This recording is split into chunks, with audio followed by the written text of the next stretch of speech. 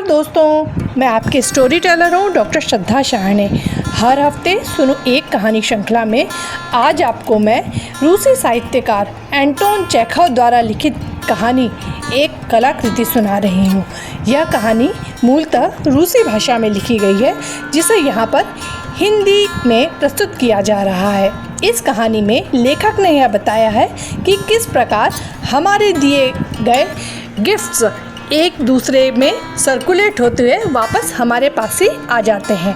यदि आपको यह कहानी सुनने में अच्छी लगे तो ज़रूर किसी पास की लाइब्रेरी में जाकर किसी किताब में पढ़ने का प्रयास कीजिएगा। और आपसे यह भी निवेदन है कि मेरे चैनल को अधिक से अधिक सब्सक्राइब करें, कहानियों को अपने मित्रों को अधिक से अधिक शेयर करें और कहानी के अच्छे या बुरे लगने पर रिव्यूज़ कमेंट बॉक्स में ज़रूर डालें। साशा स्मिर्नोव अपनी माँ का इकलौता बेटा था। उसने वित्तीय खबरों से भरे 223 नंबर के अखबार में लिपटी कोई चीज़ अपने बगल में दबा रखी थी। जब वह डॉक्टर कोशेलकोव के चिकित्सालय में पहुंचा, तब वह बेहद भावुक लग रहा था। आओ प्यारे, डॉक्टर उसे देखते ही बोला। बताओ, अब तुम कैसा महसूस कर रहे हो? तुम मेरे लिए क्या अच्छी खबर लाए हो? साशा ने पलकें झपकाई, अपने हाथ को अपने सीने पर रखा और उत्तेजित स्वर में बोला, श्री इवान निकोलेविच, माँ ने आपको नमस्कार और धन्यवाद कहा है। मैं अपनी माँ का इकलौता बेटा हूँ और आपने मेरी जान बचाई है। एक खतरनाक बीमारी के चंगुल से आप मुझे सकुशल बचा लाए हैं और हम नहीं जानते कि आपका शुक्रिया कैसे अदा करें। क्या बेकार की बात है लड़के? डॉक्टर बेहद खुश होते हुए बोला, मैंने तो केवल वही किया जो मेरी जगह कोई भी और डॉक्टर करता। मैं अपनी माँ का इकलौता बेटा हूँ।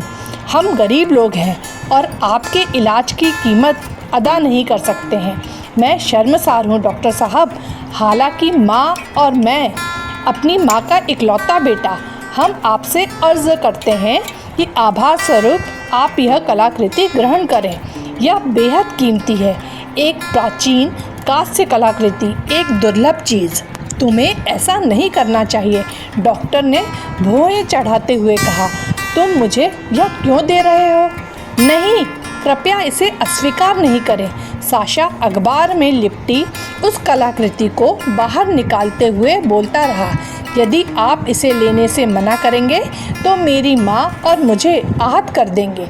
यह बहुत बढ़िया चीज़ है, एक प्राचीन कांस्य कलाकृति। मेरे स्वर्गीय पिता इसे हमारे लिए छोड़ गए थे और हमने इसे एक बेशकीमती स्मृति चिन्ह के रूप में अपने पास रखा हुआ है। मेरे पिता प्राचीन कलाकृतियों को खरीदकर उन्हें कद्रदानों को बेचा करते थे। अब माँ और मैं यह छोटा सा कारोबार संभालते हैं। साशा ने लिपटा हुआ अखबार हटाकर कलाकृति को गंभीरतापूर्वक मेज पर रख दिया। वह कलात्मक कारीगरी से युक्त पुराने कांस्य का एक मोमबत्तियाँ रखने वाला स्टैंड था। उस दीपाधार पर हव्वा की वेशभूषा में दो युवतियों की मूर्तियाँ बनी थीं। उनकी भाव भंगिमा ऐसी थी जिसे बयान करने का न तो मुझ में साहस है, न ही मेरा वैसा स्वभाव है। दोनों युवतियाँ बड़ी अदा और नखरे से मुस्कुरा रही थी और उन्हें देखकर ऐसा लगता था कि यदि उन्हें मोमबत्तियाँ रखने वाली उस कलाकृति का आधार बनने के काम से मुक्त कर दिया जाता तो वे वहाँ से उतरकर ऐसे लामपट्य में मग्न हो जाती जिसकी कल्पना करना भी पाठक के लिए अशोभनीय होगा। तोहफे को देखते हुए डॉक्टर ने धीरे से अपना सिर खुजलाया और अपना गला साफ किया। हाँ, यह वाकई बढ़िया चीज़ है, वह बुदबुदाया, लेकिन मैं इसे कैसे बयान करूं? यह पारिवारिक माहौल के लिए नहीं बना है। इन मूर्तियों से कामुक नग्नता झलक रही है, बल्कि उससे भी कुछ ज़्यादा। क्या मतलब? मिथकीय प्रलोभक सर्प स्वयं इससे बुरी कोई चीज़ नहीं कर सकता था। यदि मैं मायाजाल से भरी ऐसी कोई चीज़ अपनी मेज पर रखूँगा तो यह पूरे घर का माहौल खराब कर देगी। कला को देखने का यह आपका बड़ा अजीब नज़रिया है डॉक्टर साहब, साशा नाराज़ होता हुआ बोला। यह तो एक कलाकृति मात्र है, आप इसे ध्यान से देखिए। इस चीज़ में इतना सौंदर्य और लालित्य है कि यह आपकी आत्मा को श्रद्धा से भर देती है और इसे देखकर आपको अपना गला रुंधता सा महसूस होता है। जब कोई इतनी सुंदर कलाकृति देखता है तो वह सभी सांसारिक चीज़ों को भूल जाता है। देखिए तो सही, इसमें कितनी गति है, इसका अपना ही वातावरण है, इसकी अपनी ही मुद्रा है। प्यारे लड़के, यह सब मैं अच्छी तरह समझता हूँ, डॉक्टर ने उसे बीच में ही टोकते हुए कहा। लेकिन तुम जानते हो कि मैं एक पारिवारिक आदमी हूँ। मेरे बच्चे यहाँ आते रहते हैं, महिलाएं यहाँ आती रहती हैं। जाहिर है यदि आप इस कलाकृति को भीड़ के नज़रिए से देखेंगे, साशा ने कहा, तो यह आपको किसी विशेष रंग में रंगी नज़र आएगी। किंतु डॉक्टर साहब, आप भीड़ से ऊपर उठिए। इसे लेने से इनकार करके आप ख़ास तौर से मेरी माँ और मुझे आहत करेंगे। मैं अपनी माँ का इकलौता बेटा हूँ। आपने मेरा जीवन बचाया है। हम आपको अपनी सबसे अमूल्य वस्तु भेंट में दे रहे हैं और मुझे केवल इसी बात का खेद है कि मेरे पास आपको देने के लिए इसका जोड़ा नहीं है। धन्यवाद प्यारे, मैं बेहद आभारी हूँ। अपनी माँ को मेरा प्रणाम निवेदित करना। लेकिन जैसा मैंने पहले कहा, मेरे बच्चे यहाँ आते रहते हैं, महिलाएं यहाँ आती हैं। खैर, तुम इसे यहीं रख दो। मैं समझ सकता हूँ कि तुमसे बहस करने का कोई फ़ायदा नहीं। श्रीमान, बहस करने की कोई वजह ही नहीं है, साशा ने राहत महसूस करते हुए कहा। मैं इसे गुलदारों के पास रख रहा हूँ। काश आपको देने के लिए मेरे पास इसका जोड़ा होता। खैर, चलता हूँ डॉक्टर साहब। साशा के जाने के बाद डॉक्टर अपना सिर खुजलाते और सोचते हुए बहुत देर तक उस कलाकृति को देखता रहा। यह वाकई एक शानदार चीज़ है, उसने सोचा, और इसे फेंक देना अफसोसजनक होगा। लेकिन मेरे लिए इसे अपने पास रखना असंभव है। यह तो एक समस्या है। मैं इस चीज़ को किसे तोहफे या दान में दे सकता हूँ?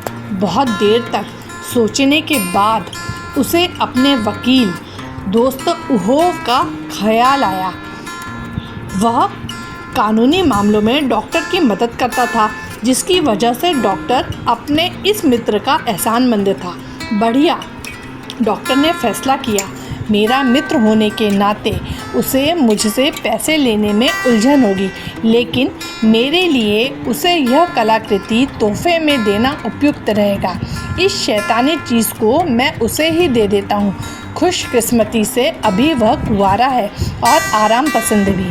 बिना और टाल मलम टोल किए डॉक्टर ने अपनी टोपी और अपना कोट पहना और उस कलाकृति लेकर उहोव के घर की ओर चल पड़ा।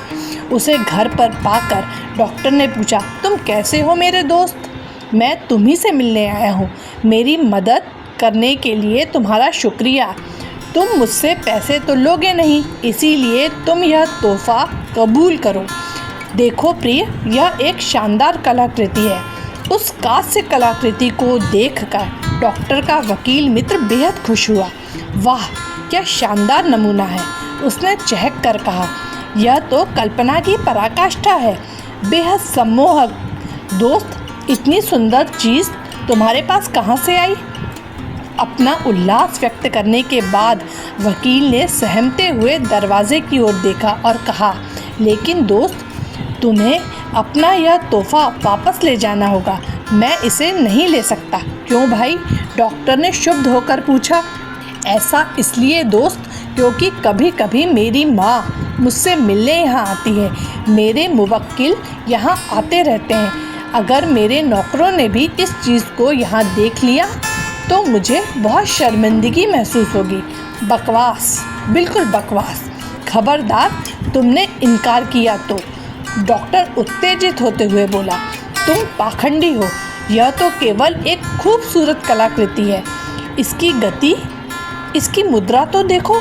मैं इसके खिलाफ कुछ नहीं सुनूंगा। तुम मुझे नाराज़ कर दोगे। यदि इस कलाकृति को प्लास्टर या अंजीर के पत्तों से थोड़ा ढक दिया जाता तो। लेकिन यह सुनकर डॉक्टर पहले से ज़्यादा उत्तेजित हो गया।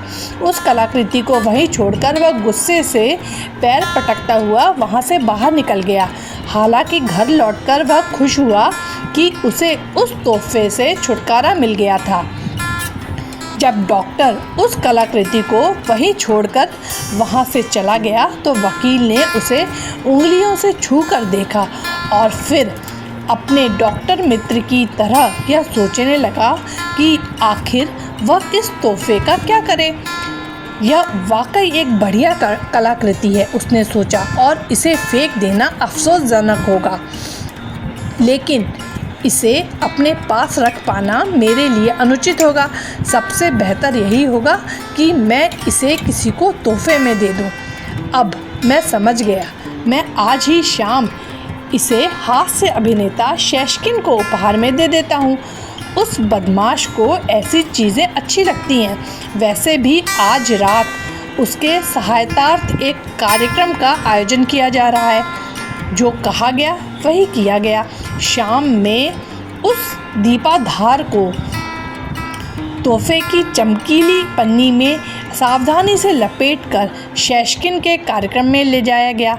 पूरी शाम उस हास्य अभिनेता के सज्जा कक्ष में उस तोहफे की प्रशंसा करने वालों का तांता लगा रहा। सज्जा कक्ष उत्साह और खिलखिलाहट की गूंज से भरा रहा, गोया वहाँ घोड़े हिनहिना रहे हों। यदि कोई अभिनेत्री दरवाजे पर आकर पूछती, क्या मैं अंदर आ सकती हूँ, तो उसी समय हास्य कलाकार की भारी आवाज़ गूंज उठती, नहीं नहीं प्रिय, मैंने अभी वस्त्र नहीं पहन रखे हैं। अपने अभिनय प्रदर्शन कार्यक्रम के आयोजन के बाद हास्य कलाकार ने अपने कंधे उचकाए, अपने हाथ ऊपर उठाए और कहा, अब इस अरुचिकर चीज़ का मैं क्या करूं? मैं अपने निजी मकान में रहता हूं। यहाँ अभिनेत्रियां मुझसे मिलने आती हैं। यह कोई फ़ोटो तो है नहीं कि इसे उठाकर मैं किसी दराज में डाल दूं। श्रीमान, बेहतर होगा कि आप इसे बेच दें। उस हास्य अभिनेता की केश सज्जा करने वाले व्यक्ति ने उसे सलाह दी।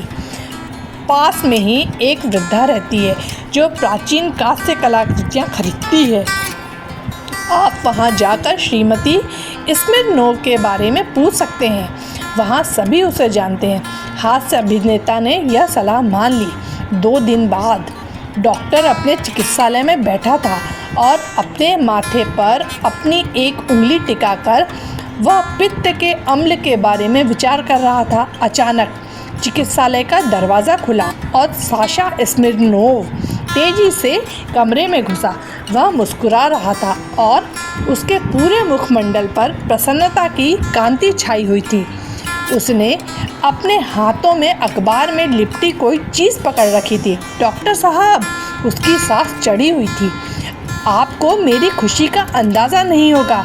खुशकिस्मती से हम आपके लिए उस दीपाधार का जोड़ा पाने में सफल हो गए हैं। मेरी माँ बहुत खुश है। मैं उनका इकलौता बेटा हूँ और आपने मेरी जान बचाई है। और साशा ने कृतज्ञता से कांपते हुए उस दीपाधार को डॉक्टर के सामने रख दिया। डॉक्टर का मुंह खुला रह गया। उसने कुछ कहना चाहा, पर उसके मुंह से कोई शब्द नहीं निकला। वह कुछ भी नहीं बोल पाया।